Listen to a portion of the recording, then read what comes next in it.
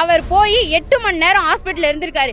8 மணி நேரம் ஒரு டாக்டரால இந்த கண்டிஷன் ஐடென்டிஃபை பண்ண முடியல. அவர் என்ன டாக்டர்? அவர் எதுக்காக டியூட்டில போடணும்? ஏற்கனவே இந்த மாதிரி ஒரு இன்சிடென்ட் நடந்திருக்கு இல்லையா? ஒரு அம்மா வந்து சரியா ட்ரீட்மெண்ட் பண்ணாதனால அவர் பையன் கோவமாயி கத்தியில குத்துன விஷயம் அங்கதான் நடந்துச்சு. அப்ப மறுபடியும் இப்படி ஒரு விஷயம் நடந்திருக்கு. இது கண்டிப்பா சிஎம் ஓட பார்வைக்கு போயே ஆகணும். அண்ட் தென் இன்னொரு டெத் அந்த ஹாஸ்பிட்டல்ல நடக்கவே கூடாது. நல்லா பேசினாரு என்கிட்ட. நான் வலிக்குதான்னு கேட்டேன், வலி இல்லைன்னு சொன்னாரேம்மா.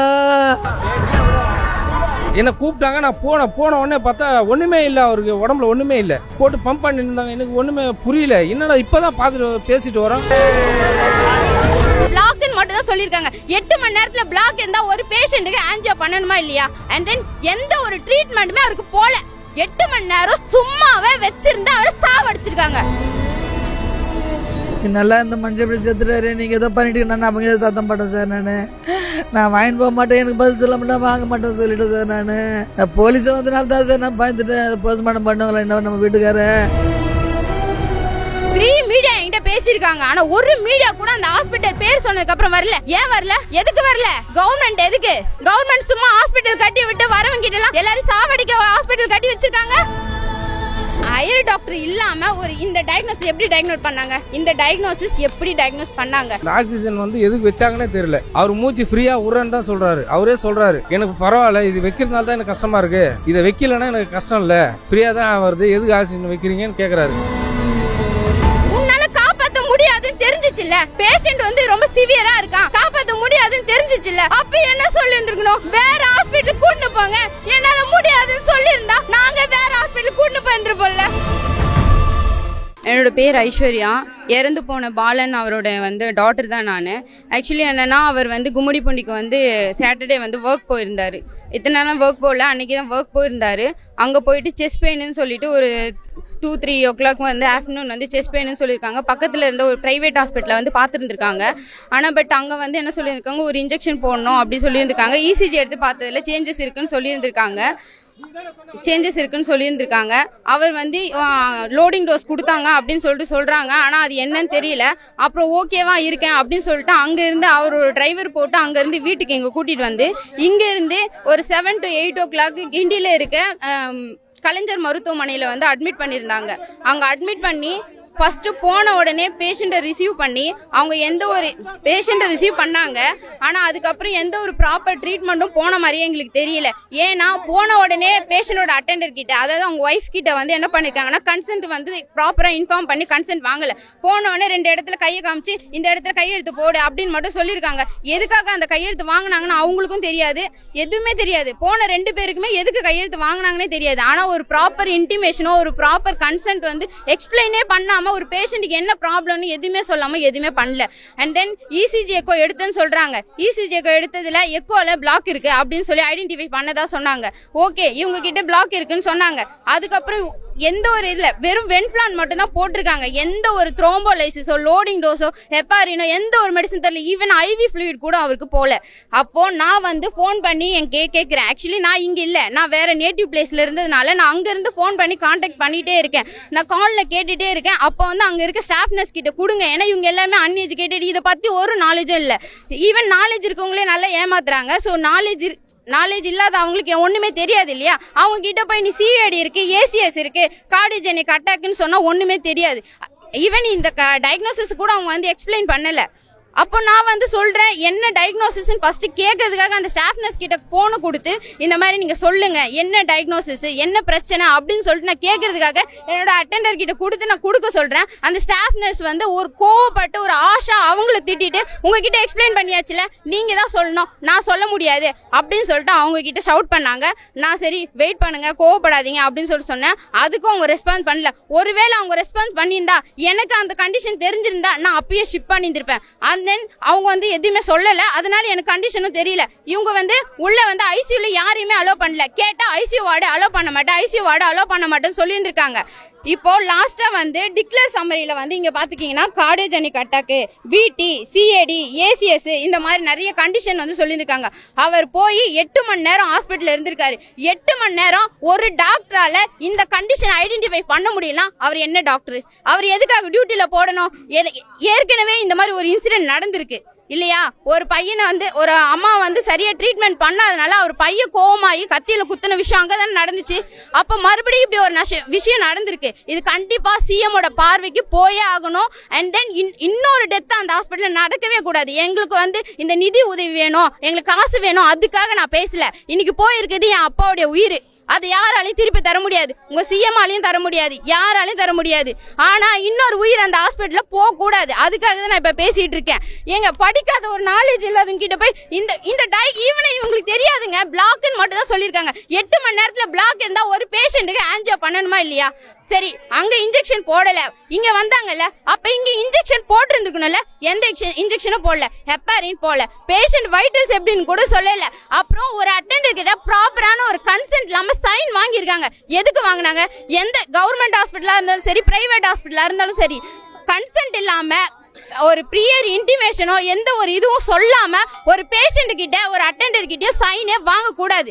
மொத தப்பு. அவங்க வந்து எதுவுமே இன்டிமேஷனே பண்ணாம சைன் வாங்கியிருக்காங்க. அண்ட் தென் எந்த ஒரு ட்ரீட்மெண்ட்டுமே அவருக்கு போல. 8 மணி நேரம் சும்மாவே வச்சிருந்து அவரை சாவடிச்சிருக்காங்க. அதுக்கு வந்து கண்டிப்பா சொல்றேன், இன்னொரு டெத் அந்த ஹாஸ்பிட்டல்ல நடக்க கூடாது. நடந்துச்சுன்னா இதுக்கு சிவியரா நாங்க வேற மாதிரி ப்ரொட்டஸ்ட் பண்ணி வேற மாதிரி ஆயிடும். இது கண்டிப்பா சிஎமோட பார்வைக்கு போகணும். இறந்து போன என் அப்பாவை நீங்க தர மாட்டீங்க, அது எங்களுக்கு தெரியும், சரிங்களா? ஆனா ஒரு அலட்சியம், அவ்வளோ ஒரு அலட்சியம். இப்போ நாங்க ஏழைங்க, இப்போ எங்க ஒரு மிடில் கிளாஸ் எங்களை இப்படி இந்த நிலைமைக்கு எடுத்துட்டு வந்து வச்சிருக்காங்க. இன்னும் ஒண்ணுமே தெரியாது ஏழைப்பட்டவங்களா போனா என்ன ஆவாங்க? பிரைவேட் ஹாஸ்பிட்டல் போறதுக்கு தெரியாம இல்ல, கவர்மெண்ட் ஹாஸ்பிட்டல் எதுக்கு கட்டுறாங்க? ஒரு எமர்ஜென்சி முடியாம போனோம்னா அங்க போய் நல்லா பாப்பாங்கன்ற ஒரு இதுக்கு தான் கட்டி வச்சிருக்காங்க. ஆனா அந்த ஹாஸ்பிட்டலையும் ஒழுங்கா பார்க்க மாட்டாங்க. ஒழுங்கா ட்ரீட்மெண்ட் பண்ணாத ஹாஸ்பிட்டல் எதுக்கு? அண்ட் தென் ஒரு சீஃப் டாக்டர் கூட இல்லாம அவ்வளவு பெரிய ஹாஸ்பிட்டல் எதுக்கு? ஒரு பேஷண்ட்க்கு வந்து நெஞ்சு வலின்னு சொல்லி வந்திருக்காரு. நெஞ்சு வலின்னு சொல்ல வந்த பேஷண்ட்டுக்கு ஒண்ணுமே பண்ணாம லாஸ்ட்ல மூச்சு வந்து திணறுதுன்னு சொல்லி ஓட்டு வச்சிருக்காங்க. மூச்சு திணறுதுன்னு லாஸ்டா ஓட்டு வச்சிருக்காங்க. பேஷண்ட் இங்க கார்டியோஜெனிக் அட்டாக்னு போட்டிருக்கான். கார்டியோஜெனிக் அட்டாக் போற வரல 8 மணி நேரம் அவங்க என்ன பண்ணாங்க? 8 மணி நேரம் ஒரு பேஷண்ட ஈவன் வென்டிலேட்டர் கூட போடல. ஒரு பேஷண்ட் ஷாக்ல போறான்னு தெரியுமா தெரியாதா? ஒரு டாக்டருக்கு படிச்சு தானே வந்திருக்காங்க எல்லாரும், ப்ராப்பரான டிகிரி வச்சு தானே எல்லாருமே வந்திருக்காங்க. மத்தவங்க அண்ட் தென் நான் இந்த ஒரு விஷயத்த நேத்துல இருந்து இந்த மீடியாக்கு கன்வே பண்ண ட்ரை பண்ணிட்டு இருக்கேன். ஆனா பட் 3 மீடியா என்கிட்ட பேசியிருக்காங்க. ஆனா ஒரு மீடியா கூட அந்த ஹாஸ்பிட்டல் பேர் சொன்னதுக்கு அப்புறம் வரல. ஏன் வரல? எதுக்கு வரல? கவர்மெண்ட் எதுக்கு? கவர்மெண்ட் சும்மா ஹாஸ்பிட்டல் கட்டி விட்டு வரவங்க கிட்ட எல்லாம் எல்லாரும் சாவடிக்க ஹாஸ்பிட்டல் கட்டி வச்சிருக்காங்க. ஹாஸ்பிட்டல் ஒன்று சாவடிக்க கட்டல. ஒரு டாக்டர் ஒரு நர்ஸ் எதுக்கு படிக்கிறாங்க? ஒரு உயிரை சேவ் பண்ணதான். அப்ப அவங்க 2 பேரும் டியூட்டில ரொம்ப அலட்சியமா இருந்திருக்காங்க. அவங்களுக்கு என்ன பனிஷ்மெண்ட் கொடுக்கணுமோ அது கண்டிப்பா கொடுக்கணும். ஏன்னா என் அப்பா செத்துட்டாரு, அது வந்து யாராலும் திருப்பி தரவே முடியாது. போனவர் தான். ஆனா இன்னொரு டெத் இந்த மாதிரி ஆச்சுன்னா கண்டிப்பா definitely we will take severe action. உடம்பு சரியில்லைன்னா சரி, அன்றைக்கி 8 மணிக்கெல்லாம் எடுத்து போய் அட்மிட் பண்ணோம். அட்மிட் பண்ண உடனே வெளியே இருங்க, நான் பார்க்குறோம், ட்ரீட்மெண்ட் பார்க்குறோம். நாங்கள் இது மாதிரி நெஞ்சு இசிஜி எக்கோ எடுக்கணும். நாங்கள் சரி எடுக்கணும்னா அதுக்கப்புறம் கொஞ்சம் கிரிட்டிக்கலாக இருக்குது, சைன் பண்ணுங்கள், சைன் பண்ணாதான் அடுத்த ட்ரீட்மெண்ட் நாங்கள் பார்க்க முடியும் அப்படின்னாங்க. சரி, நானும் என்னன்னு பார்த்தா இதுக்கு ஒரு இதுவாக வேறு மாதிரி சொல்லிட்டு இருந்தாங்க. சரி, அந்த டைமில் அர்ஜென்ட்டில் எனக்கு ஒன்றும் புரியல, எனக்கு டக்குன்னு படிக்கவும் வரல. சரி, இப்போ உடம்பு குணமானா பரவாயில்ல, இன்ஜெக்ஷன் போட்டால் பரவாயில்ல அப்படின்னு அந்த ஒரு எண்ணத்தில் நான் அக்காவை சைன் பண்ண வச்ச உடனே கொஞ்ச நேரம் நல்லா இருந்தார். அப்புறம் பேசிகிட்டு இருந்தார். இப்போ ஒரு 3 மணி வரைக்கும் நல்லா இருந்தார். 3 மணிக்கு நான் போயிட்டு பார்த்துட்டு அடிக்கடி போய் பார்த்துட்டு வந்தேன். அந்த ஆக்சிஜன் வந்து எதுக்கு வச்சாங்கன்னே தெரியல. அவர் மூச்சு ஃப்ரீயாக விட்றேன்னு தான் சொல்கிறாரு. அவரே சொல்கிறாரு, எனக்கு பரவாயில்ல, இது வைக்கிறதுனால தான் எனக்கு கஷ்டமாக இருக்குது, இதை வைக்கலைன்னா எனக்கு கஷ்டம் இல்லை, ஃப்ரீயாக தான் வருது, எதுக்கு ஆக்சிஜன் வைக்கிறீங்கன்னு கேட்குறாரு. இல்லை, இது வச்சா தான் உங்களுக்கு கரெக்டாக இருக்கும் அப்படின்னு சொல்லிட்டுங்க பேசினாரு. 3 மணிக்கு போயிட்டு தண்ணி அவங்களே கொடுக்க சொன்னாங்க, தண்ணி கொடுக்க சொன்னாங்க. ஒரு பாட்டிலில் தண்ணி வாங்கி நல்லா நினச்சி விட்டு வர 3:15 அவர் இறந்துட்டான்னு சொல்லிட்டு என்னை கூப்பிட்டாங்க. நான் போன உடனே பார்த்தா ஒன்றுமே இல்லை, அவருக்கு உடம்புல ஒன்றுமே இல்லை. போட்டு பம்ப் பண்ணிட்டு இருந்தாங்க. எனக்கு ஒன்றுமே புரியல, என்னடா இப்போ தான் பார்த்துட்டு பேசிட்டு வரோம், இது அதுக்குள்ளே இந்த மாதிரி ஆயிடுச்சேன்னு எனக்கு ஒன்று எதுவுமே புரியல. என்னால் நான் ஒண்டி தான் இருந்தேன், நானும் அக்காவும் தான் இருந்தேன். என்னால் அடுத்தது அவங்கள என்ன கேள்வி கேட்குறதுன்னு எனக்கு புரியல.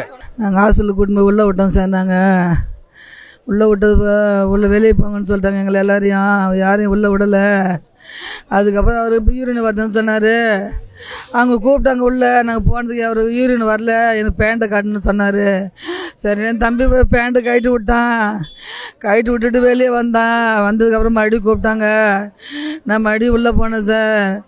உள்ளே போய் யூரின் வருதுன்னு ஜக் எடுத்து பிடிச்சி நான் ஊற்றிட்டு வந்தேன் பாத்ரூமில்.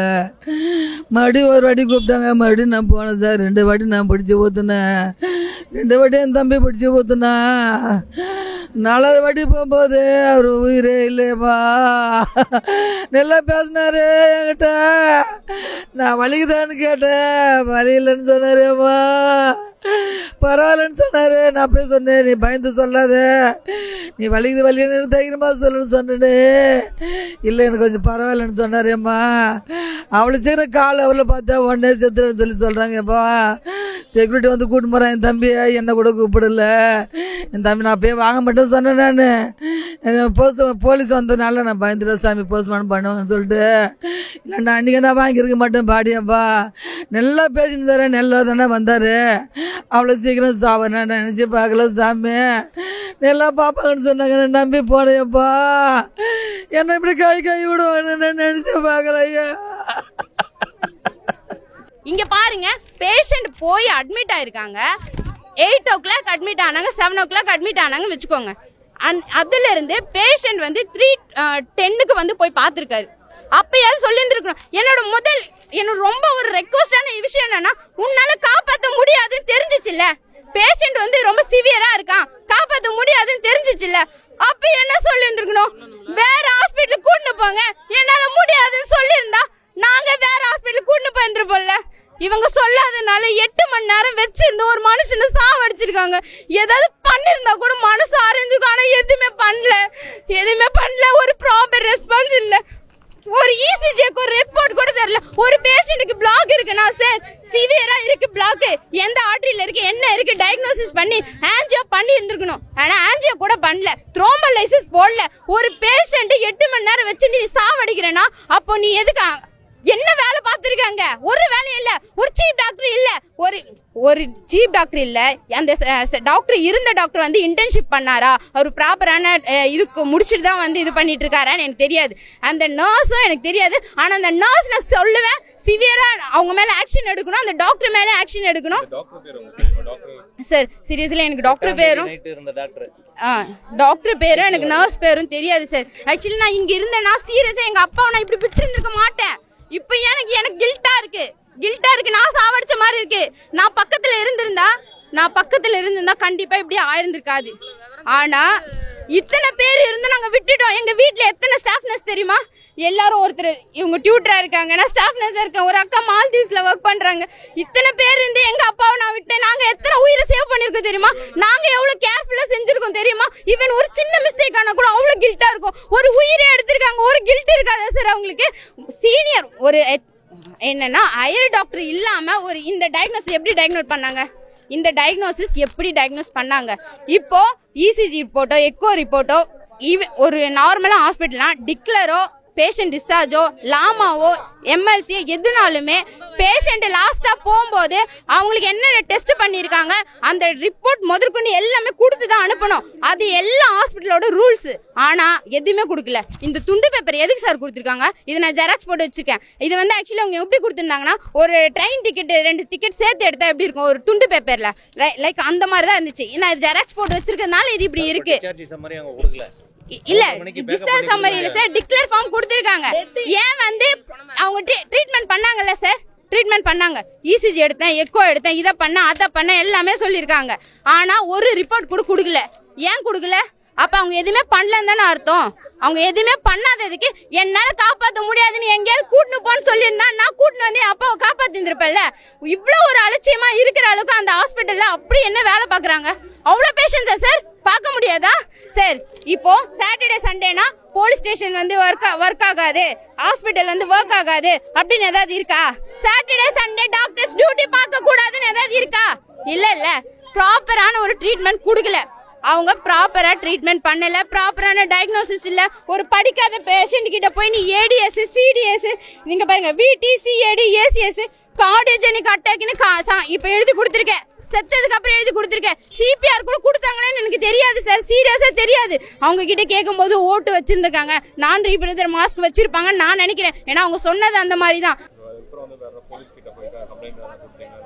இல்லை அதெல்லாம் எதுவும் கொடுக்கல சார். அவங்க ஆல்ரெடி அங்கே ஒரு போலீஸ் வந்தாருங்க. அவங்க ஆம்புலன்ஸுக்கே எவ்வளோ நேரம் போராட வேண்டி, அப்புறம் தனியார் ஆம்புலன்ஸு ஒரு கவர்மெண்ட் அந்த இடத்துல போயிட்டோம். ஒரு கவர்மெண்ட் ஆம்புலன்ஸே எங்களை அரேஞ்ச் பண்ண முடியல. எங்ககிட்ட ஃபோன் நம்பரை கொடுத்து எங்களை பண்ண சொல்கிறாங்க. அப்புறம் எதுக்கு அந்த கவர்மெண்ட்டுக்கு எதுக்கு அந்த ஒரு இது? என்ன நான் வந்து இப்போ சிஎம் கிட்ட இருந்து எனக்கு நிதி உதவியோ எனக்கு எதுவுமே தேவையில்லை, எனக்கு எந்த காசும் தேவையில்லை. என் அப்பா சம்பாதிக்காத காசு இல்லை. ஆனா அப்படி இருந்தா ஒரு கவர்மெண்ட் ஹாஸ்பிட்டல நம்பி போய் ஒரு அலட்சியத்தினால 2 பேரோட அலட்சியத்தினால ஹோல் ஹாஸ்பிட்டலே இதுக்கு ரெஸ்பான்சிபிலிட்டி. ஆனா யாருமே ரெஸ்பான்சிபிலிட்டி எடுக்காம இருக்காங்க. இப்ப நான் சொன்னதுக்கு அப்புறம் என்கிட்ட எந்த ரிப்போர்ட்டும் வரல. நல்லா பாத்துக்கோங்க, என்கிட்ட எந்த ரிப்போர்ட்டும் இல்லை, எந்த டிக்ளேர் சம்மரி தவிர. ஆனா இதுக்கப்புறம் அவங்க ஃபேக் ரிப்போர்ட் ரெடி பண்ணுவாங்க. ஆனா அந்த ரிப்போர்ட்டை நான் அக்செப்ட் பண்ணிக்க மாட்டேன். ஏன்னா ஒரு உண்மையாவே ஒரிஜினலா ஒரு ரிப்போர்ட் இருந்திருந்தா அவங்க இப்ப இத கையில கொடுத்து விட்டு இருந்திருக்கணும். அப்ப கொடுக்கல அப்படின்றப்ப எதுவுமே நடக்கலன்னு அர்த்தம். எந்த ஒரு ட்ரீட்மெண்ட்டும் ப்ராப்பரா போல, எதுவுமே கொடுக்கல. ஃபேக் ரிப்போர்ட் ரெடி பண்ணா அதை நான் அக்செப்ட் பண்ண மாட்டேன். ஏன்னா அவருக்கு ட்ரீட்மெண்ட் போகல. இதுதான் என்னோட ரொம்ப ரொம்ப ரொம்ப ரெக்வஸ்டா நான் எடுத்துக்கிறேன். சிஎம் சார் இதை எந்த அளவுக்கு ஃபார்வர்ட் பண்ண முடியுமோ கண்டிப்பா இதை வந்து ரீச் பண்ணி கொடுங்க. ஏன்னா அந்த ஹாஸ்பிட்டல்ல டெத்தோட ரேட் வந்து அதிகமா இருக்கு. அப்படி ஒரு ஹாஸ்பிட்டல் இருக்கணும்னு ஒன்றும் அவசியமே கிடையாது. ஒரு ஹாஸ்பிட்டல் போறாங்கன்னா ஒரு மனுஷன் உயிரோட திரும்பி வரணும். சேவ் பண்றதுக்கு தான் ஹாஸ்பிட்டல், சேவ் பண்றதுக்கு தான் டாக்டர், சேவ் பண்றதுக்கு தான் நர்ஸ். சும்மா வந்து நீ வந்து சும்மா வீட்டுல உன் டென்ஷன்லாம் எடுத்துட்டு வந்து இங்க காமிச்சிட்டு இது பண்றதுக்கு இல்ல. அந்த நர்ஸ் வந்து ப்ராப்பரா என்கிட்ட ஒரு வார்த்தை, ஒரு சிங்கிள் வேர்டு போனை வாங்கி பேசி எனக்கு இந்த டயக்னோசிஸ் சொல்லியிருந்தா அப்பவே நான் ஷிப் பண்ணி இருந்திருப்பேன். ஆனா சொல்லல. ஏன் சொல்லல? அப்ப அங்க ஒரு ட்ரீட்மெண்ட்டும் போல, அந்த ஸ்டாஃப் நர்ஸ்க்கு பேஷண்டோட கண்டிஷனும் தெரியல, எந்த ட்ரீட்மெண்ட்டும் போல, டாக்டருக்கே தெரியலங்க, டாக்டருக்கே தெரியல, யாருமே டயக்னோசிஸ் பண்ணல. காசுல செத்ததுக்கு அப்புறம் 3 இதுக்கு மேல இந்த டிக்ளேர் சம்மரியில ஒரு 4-5 டயக்னோசிஸ் எழுதி கொடுத்துருக்காங்க. 8 மணி நேரத்துல ஒரு பேஷண்ட்டுக்கு இந்த டயக்னோசிஸ் தான் ஐடென்டிஃபை பண்ண முடியாதா ஒரு டாக்டரால? டாக்டர் ஒன்றுமே சொல்ல சார். அவங்க எல்லாம் தூரமாக வந்துட்டாங்க சார். நான் மட்டும்தான் சார், நானே என் தம்பி பாடுதேன் சார். நல்லா இந்த மனுஷன் இப்படி செத்துட்டாரு, நீங்கள் எதோ பண்ணிட்டு நான் அவங்க எதாவது சத்தம் போட்டேன் சார். நான் வாங்கிட்டு போக மாட்டேன், எனக்கு பதில் சொல்ல மாட்டேன், வாங்க மாட்டேன் சொல்லிட்டேன் சார். நான் போலீஸை வந்தனால தான் சார் நான் பயந்துட்டேன். போஸ்ட்மார்ட்டம் பண்ணுவாங்களா என்ன நம்ம வீட்டுக்கார சார்.